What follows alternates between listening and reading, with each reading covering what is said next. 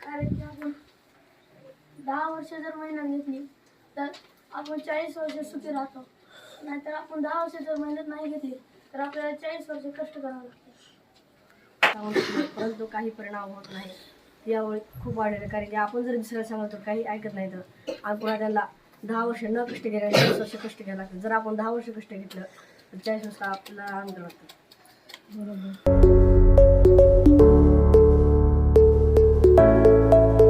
इच्छा असते जर ती आपल्याला अपयश मिळत असेल तर आपण कधी हार मानायची नाही. मी त्या पुस्तकातून जी शिकलो की आपण गायन जर शिकत नसलो तर त्याचा प्रयत्न केला की ती सक्सेसफुल होतो. त्याचं अभ्यासात केंद्रित सुद्धा असं आपण काही पाठ केलं. आपल्याला वारंवार अपयश मिळत असते तर याबाबत दुःख करत बसू नका. कारण काळ अनंत आहे. वारंवार प्रयत्न करा व सतत प्रगतीच्या दिशेने पाऊल टाका. सतत कर्तव्य करीत राहा. आज नाही तर उद्या तुम्हाला नक्कीच यश होताल. या पुस्तकातून ते असं सांगतात की तुम्हाला जर यश नाही भेटलं सतत प्रयत्न करत राहा.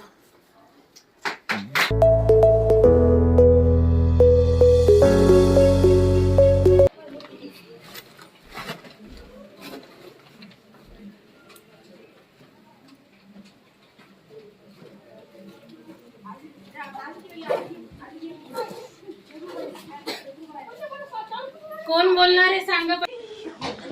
मला 2 नंबरचं वाक्य आवडले कारण की स्वामी विवेकानंदांनी सांगितलं की उठा जागे व्हा आणि जोपर्यंत देह प्राप्त होत नाही तोवर थांबू नका.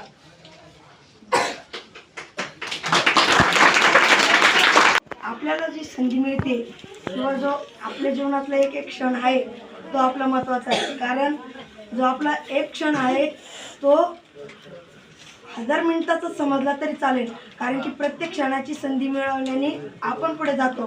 दुसऱ्यांचं ऐकून किती कोणी काही बोलू यांचं ऐकून आपण कधी मागे डाळायचं नाही. आणि आपण आपल्याला जी संधी मिळेल या संधीची आपण प्राप्ती करून घ्यावे हेच मला सांगणं.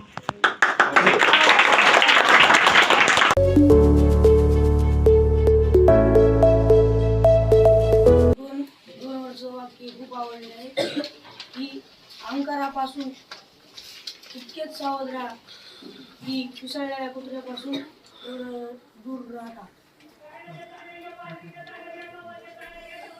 हे वाक्य मला का आवडलं की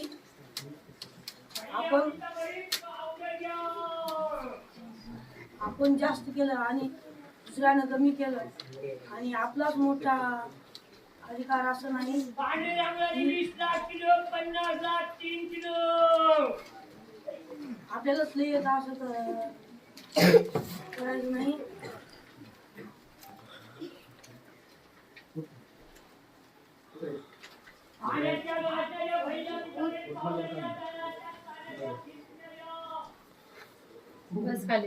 का 4 से 5 मिनट समय लूँगा और अपने बात की शुरुआत एक छोटी सी कहानी से करता हूँ.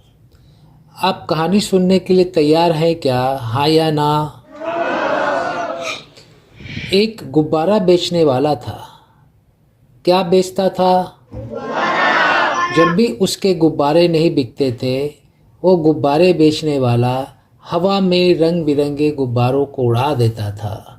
कभी लाल गुब्बारे, कभी पीले गुब्बारे, कभी हरे गुब्बारे.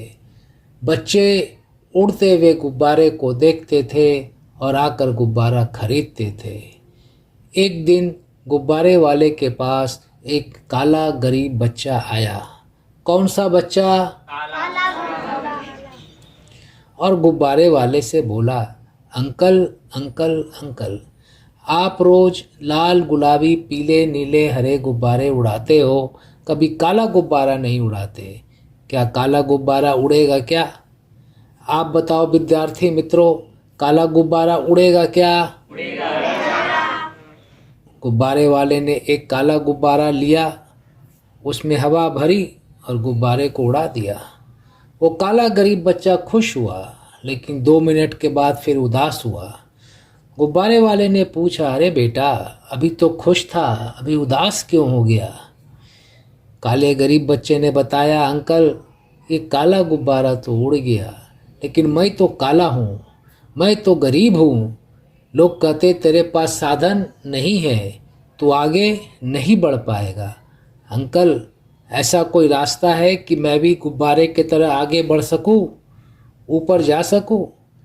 गुब्बारे वाले ने उसे समझाया, बेटा तुमने देखा मैं जिस भी गुब्बारे में गैस भरता हूँ वो गुब्बारा उड़ता है। इसका अर्थ ये हुआ कि गुब्बारे को उड़ने के लिए रंग से कोई मतलब नहीं है, सिर्फ और सिर्फ हवा से मतलब है। उसी तरह से किसी भी विद्यार्थी को आगे बढ़ने के लिए काले गोरे से मतलब नहीं है, अमीर गरीब से मतलब नहीं है, सिर्फ एक चीज़ से मतलब है। क्या चीज़ से? कि उसके मन में आगे बढ़ने की इच्छा है क्या वो सकारात्मक सोचता है?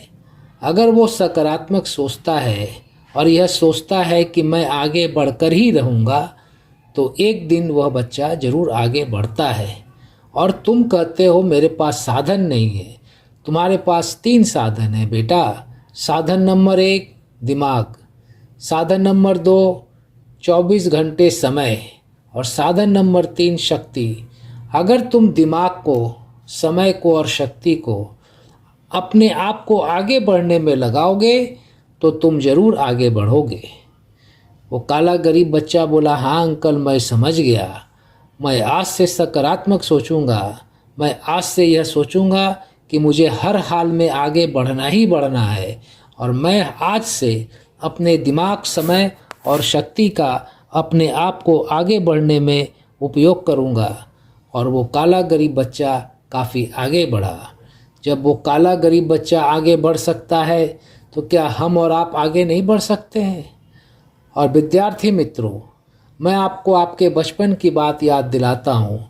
बचपन में चलने के पहले आप बार बार गिरे थे, हाँ या ना?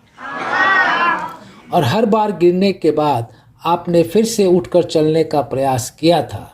अगर आप बार बार गिरने के बाद उठकर चलने का प्रयास नहीं करते तो आज चलना सीख पाते क्या?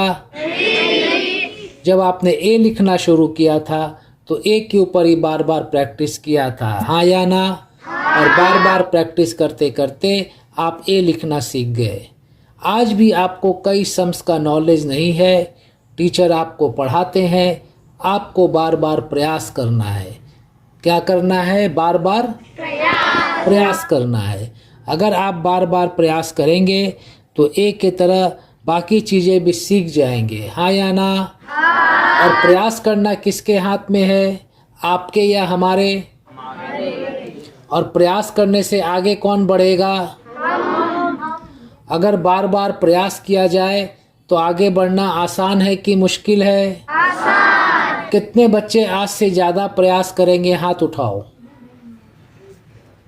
ठीक है, हाथ नीचे करो।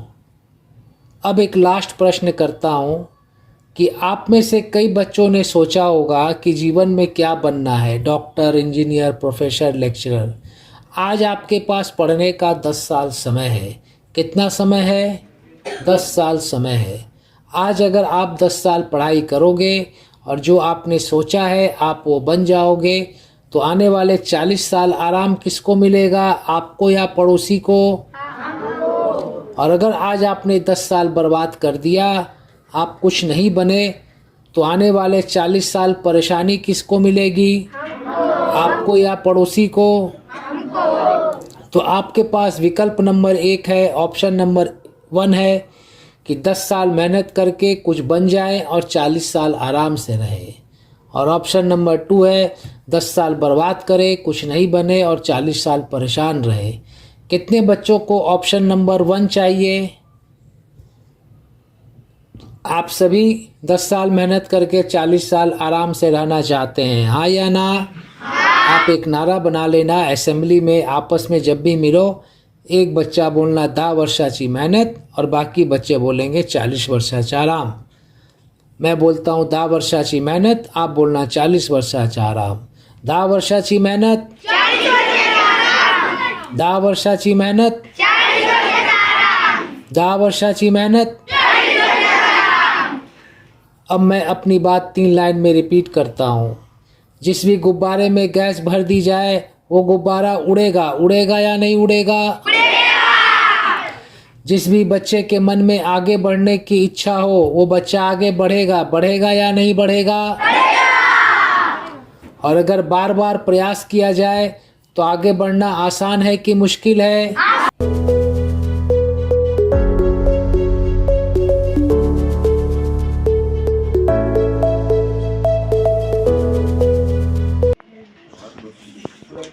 वारंवार अपयश मिळत असेल तर याबाबत दुःख करायला बसू नका. बस खाली वाच. आपल्याला वारंवार अपयश मिळत असेल तर याबाबत दुःख करत बसू नका, कारण काळ अनंत आहे. वारंवार प्रयत्न करा व सतत प्रगतीच्या दिशेने पाऊल टाका. सतत कर्तव्य करीत राहा. आज नाही तर उद्या तुम्ही नक्कीच यशस्वी व्हाल. उठा, जागे व्हा, थांबू नका. जोपर्यंत ध्येय प्राप्त होत नाही जीवनात चढ उतार हे येतच असतात. नेहमी हसत राहा. असा चेहरा काय कामाचा जो हसत नाही. अहंकारापासून तितकेच सावध राहा जितके एखाद्या पिसळलेल्या कुत्र्यापासून असतात. प्रत्येक क्षणाचा व संधीचा उपयोग करून घ्या. प्रगतीचा मार्ग फार मोठा आहे आणि काळ वेगाने पुढे जात आहे. म्हणून आपल्या संपूर्ण आत्मबळाने कामाला लागा. तेव्हाच तुम्ही ध्येय गाठू शकाल. कोणत्याही गोष्टीसाठी स्वतःला दुःखी कष्टी करून घेऊ नका. मनुष्यावर नव्हे तर देवावर विश्वास ठेवा. तोच तुम्हाला योग्य मार्ग दाखवेल आणि मार्ग सुचवेल. स्वतःच्या मनाला नेहमी कामात गुंतवून ठेवा. त्याला रिकामे राहू देऊ नका. जीवन गांभीर्याने जगा. तुमच्या समोर आत्मोन्नतीचे महान कार्य आहे आणि वेळ फार थोडा आहे. बेसावधपणे जर तुम्ही नको त्या गोष्टीत गुंतून राहिलात तर तुम्हाला दुःखी व्हावे लागेल आणि अधिकच वाईट स्थितीत जाऊन पोहोचाल. धैर्य व आशा बाळगल्यास जीवनातील सर्व प्रसंगांशी सामना करण्याची योग्यता तुमच्यात लवकरच येईल. तुम्ही स्वतःच्या बळावर उभे राहा. आवश्यक वाटत असेल तर संपूर्ण जगाला आव्हान द्या. यामुळे तुमचे काहीच नुकसान होणार नाही. थोर व्यक्ती हे सदैव एकाकी वाटचाल करीत आहेत आणि या एकाकी प्रयत्नामुळेच ते फार दूरपर्यंत पोहोचले आहेत. एकाकीपणे चालून त्यांनी स्वतःच्या बळावर जगातील महान कार्य संपन्न केली आहेत. याकरिता त्यांना केवळ स्वतःच्या अंतरात्म्याची प्रेरणा प्राप्त झाली. आपल्या आंतरिक सुखानेच ते नेहमी प्रफुल्लित झाले आहेत. दुसऱ्यांनी येऊन आमचे दुःख दूर करावे अशी आशा कधीच बाळगली नाही. स्वतःच्या वृत्तीमध्येच त्यांनी आपला आश्रय शोधला आहे. व्यक्तिपणा हेच जीवनातील परम सत्य होय. परंतु एकटेपणापासून घाबरणे, रागा करणे, कर्तव्य पथावरून विचलित होणे हे महापाप होय. एकटेपणा हे आपल्या स्वतःच्या अंतरंगात लपलेल्या महान शक्तींना विकसित करणारे एक साधन आहे. स्वतःवरच अवलंबून राहिल्याने तुम्ही आपल्या श्रेष्ठतम शक्तींना प्रकाशात आणू शकता. क्षणभरासाठी आपण असे मानले की आपल्यालाच एखाद्या नातलगाने तुम्हाला त्रास दिला व तुमचे अंतःकरण दुखावले तर काय तुम्ही या दुःखद गोष्टीचा पोहा करीत राहणार. त्या कष्टप्रद अप्रिय प्रसंगांना विसरून जा आणि स्वतःच्या मनाला शुभकर्मामध्ये केंद्रित करा. चिंतेपासून मुक्त होण्याचा सर्वोत्तम उपाय दुःखांना विसरणे हाच आहे. आमचे कुणी ऐकत नाही. दुसऱ्यांना सांगून थकलो परंतु काहीच परिणाम होत नाही अशा बोलणाऱ्याने स्वतःकडे बघावे. आत्मनिरीक्षण केल्यास स्वतःच्या निश्चिततेची साक्ष पटेल. भलेही तुम्ही बोलू नका किंवा कमी बोला पण कार्यात तल्लीन व्हा. थोड्या दिवसात असे दिसून येईल की लोक न सांगताच तुमच्याकडे आकर्षित होत आहेत. म्हणून बोला कमी परंतु सत्कृत्येत अधिक करा. कारण बोलण्याचा प्रभाव हा क्षणिक असतो तर सत्कार्याचा प्रभाव कायमच असतो. मनुष्यामध्ये एखाद्या कामाचा ध्यास असेल तर तो इतरांकडून 100 पट कामे करून घेतो आणि इतके जास्त काम करून घेतो की आश्चर्यच वाटावे. आमच्या कामाला बघून तुम्हाला आश्चर्यच वाटेल. इतक्या विराट प्रमाणात सत्साहित्य लिहिण्यापासून इतके आश्रम उभारण्यापर्यंतची जी कामे सुरू करण्यात आली त्या पूर्ण प्रणालीचा हाच ध्यास आहे. काय करावे? परिस्थिती तुम्हाला अनुकूल नाही. तुम्हाला कोणी मदत करीत नाही. काही विशेष करण्याची संधीच आम्हाला प्राप्त होत नाही. अशा प्रकारच्या तक्रारी करीत राहणे व्यर्थ आहे. आपल्या दोषांचे खापर इतरांच्या माथी पडण्याचा असा तक्रारीमुळे मनाला खोटे समाधान लाभू शकते. स्वतःच्या वर्तमान परिस्थिती करिता लोक कधी नशिबाला दोष देतात. आज हमारे विद्यार्थी एक समस्या से गुजर रहे हैं. कई बार शिक्षक जब उन्हें कुछ पढ़ाते हैं तो उन्हें शिक्षक की बात पूरी समझ में नहीं आती है और उनका ध्यान इधर उधर भटकता रहता है. इसके लिए हम लोगों ने बहुत सारे विद्यालयों में study with 1 minute meditation plan launch किया है. इसके अंतर्गत आपको कुछ ज़्यादा नहीं करना है. जब भी शिक्षक आएंगे पढ़ाई शुरू करने के पहले आपको 1 मिनट का मेडिटेशन कराएंगे. मैं आपको 1 मिनट का मेडिटेशन कराता हूँ. आप 1 मिनट मेडिटेशन के लिए तैयार हैं, हाँ या ना? आइए शुरू करते हैं. अपने हाथ को अपने पैर पे रखें, हथेली आसमान के तरफ, आंखें बंद, पीठ सीधी करें, बेंच का सहारा नहीं लें और हिल्ला डुल्ला बंद कर दें. सिर्फ 1 मिनट के लिए स्टैचू बन जाइए, मूर्ति बन जाइए. बचपन में हम लोग स्टैचू खेलते थे. आपका समय शुरू होता है अब.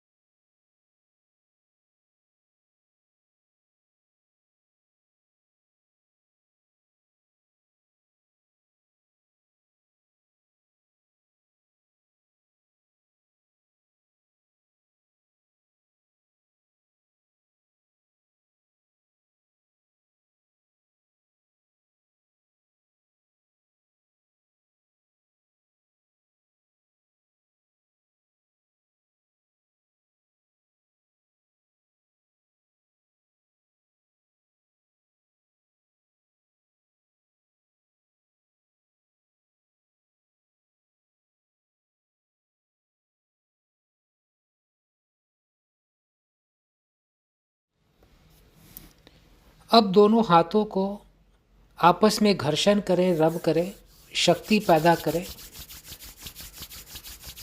और अपने हथेली को चेहरे पर रखें और अपनी आँखों को हथेली के अंदर खोलें और बंद करें, फिर खोलें और अपनी हथेली को धीरे से अपने पैर पे रख लें। आपका मन कुछ शांत हुआ? यस और नो? अब इस शांत मन से आप जब भी शिक्षक की बात सुनेंगे, शिक्षक की बात आपको ज़्यादा समझ में आएगी और आपके मेमोरी में स्टोर हो जाएगी। और आप जब एग्ज़ाम में प्रश्नों का उत्तर देने बैठेंगे तो आपकी मेमोरी आपको आंसर सप्लाई करेगी। जब भी शिक्षक आएंगे हर पीरियड में, पढ़ाई शुरू करने के पहले आप सिर्फ 1 मिनट मेडिटेशन करें ताकि आपका मन शांत हो जाए और पहले वाले पीरियड में आपने जो पढ़ाई की है वो आपके दिमाग में एब्जॉर्ब हो सके, स्टोर हो सके। आप करने के लिए तैयार हैं? कर पाएंगे? यस और नो? Thank you.